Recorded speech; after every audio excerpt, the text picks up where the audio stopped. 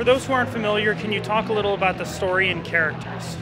So the main character in the game is a little boy named Oliver, and so Oliver is just a regular boy from a town called Motorville, and Motorville is it's a town that's very much like a traditional, American or European town, back in maybe the 50s or 60s is kind of that feel that it has. And so Oliver, again, he's just a regular boy. He doesn't have insane strength, special powers, anything like that.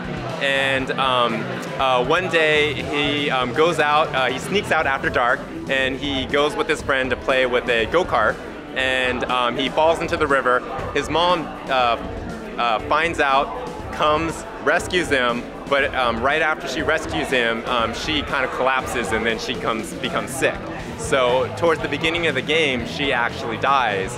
And then so Oliver, he is in his room afterwards, and he's really sad, and he's holding a doll that his mom made for him.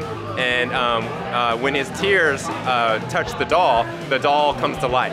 And so the doll ends up becoming a character named Drippy, and he's a fairy from a parallel world, and he lets Oliver know that, hey, there's this big baddie that's in my world that's making all of the people in the world brokenhearted.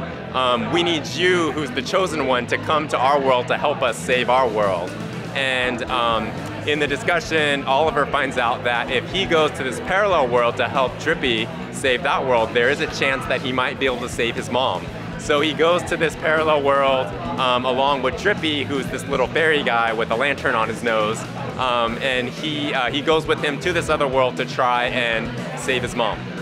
What kind of multiplayer can we expect?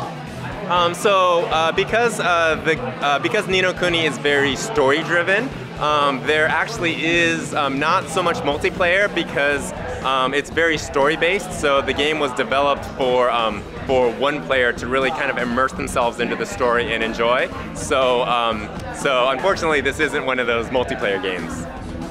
What in this game excites you most for players to experience?